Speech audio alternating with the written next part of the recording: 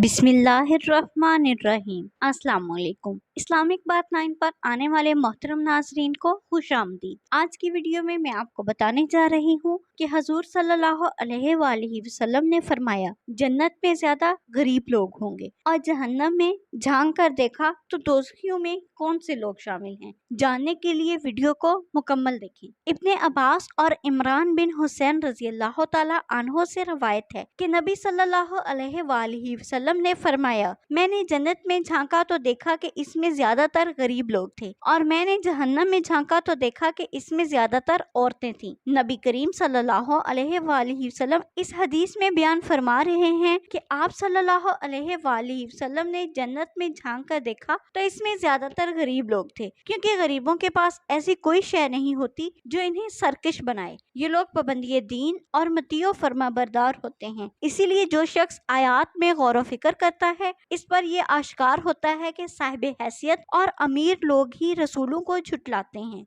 जबकि कमजोर और नातवां लोग रसूलों की पैरवी करते हैं। इसलिए जन्नत में ज्यादातर यही लोग होंगे। हदीस से ये साबित नहीं होता कि हर गरीब को हर अमीर पर फजीलत हासिल है, बल्कि इसका मफहूम ये है कि जन्नत में गरीब लोग अमीर लोगों से ज्यादा हैं और इसी बात की आप सल्लल्लाहु अलैहि वसल्लम ने खबर दी है। इनकी गुर्बत इनके जन्नत में जाने का सबब नहीं, अगरचे इसकी वजह से इनके हिसाब में कुछ तखफीफ जरूर होगी। इसकी बजाय वो अपनी रास्तगी की वजह से जन्नत में जाएंगे। गरीब आदमी अगर रास्त रू ना हो तो इसे कोई फजीलत हासिल नहीं होती। इसी तरह नबी करीम सल्लल्लाहु अलैहि वसल्लम ने बताया कि आप सल्लल्लाहु अलैहि वसल्लम ने जहन्नम में झांक कर देखा तो इसमें ज्यादातर औरतें नजर आईं, क्योंकि औरतों में ऐसी बुरी आदत होती हैं जिनका रंग इनकी तबीयतों पर हावी हो जाता है और इनमें रच बस जाती हैं। शोहर की नाशुक्री और कसरत के साथ लान तान करना इन्हीं बुरी आदत में से है।